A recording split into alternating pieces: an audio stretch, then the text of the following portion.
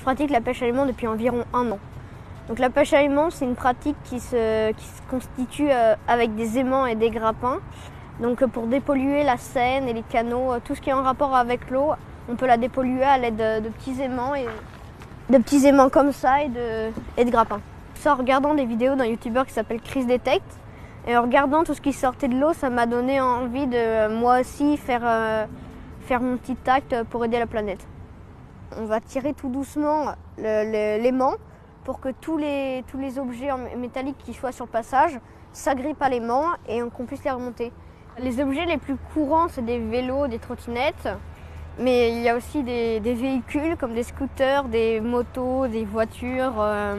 Tous les véhicules qui marchent avec un moteur vont faire des nappes d'huile. Et quand on va les tirer, quand on va les soulever de l'eau, ça va faire beaucoup d'essence, mais pour éviter que ça en fasse un corps, il faut qu'on le sorte. On est 8 milliards sur la Terre. Je pense qu'il y a un quart, voire peut-être la moitié des gens sur Terre qui ont une conscience écologique, mais qui ne le font pas forcément. Les petites actions de dépollution, c'est accessible à tout le monde. Une bouteille en plastique dans une poubelle ou arrêter de boire dans des bouteilles d'eau et boire dans des gourdes. Mais là, nous, on se mobilise tous les week-ends pour pêcher à l'aimant et dépolluer plus concrètement, ce qui est moins accessible.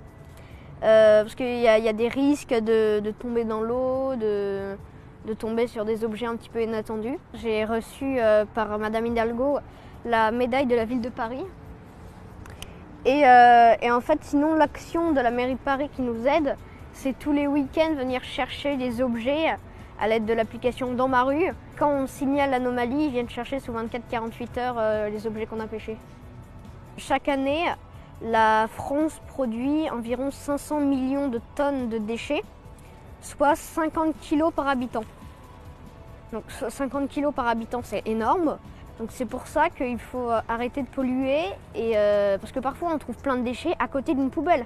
Alors que les gens ils pouvaient juste la mettre comme ça dans la poubelle. Mais ils se sont dit qu'ils allaient juste la lâcher comme ça.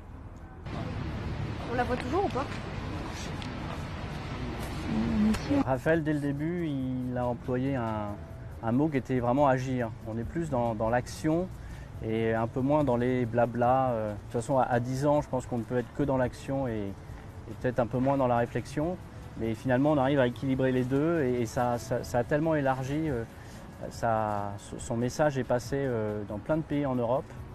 Et du coup, Raphaël est un peu le porte-symbole de cette génération assez jeune et qui veut bouger les choses, en tout cas être vraiment dans l'action. Avoir 10 ans et faire les actions que je fais moi, c'est tout simplement parce qu'il y a d'autres personnes qui ont peut-être 4 fois, 5 fois mon âge et qui eux ne le font pas et qui se disent un mégot, c'est pas grave, je vais le jeter par terre.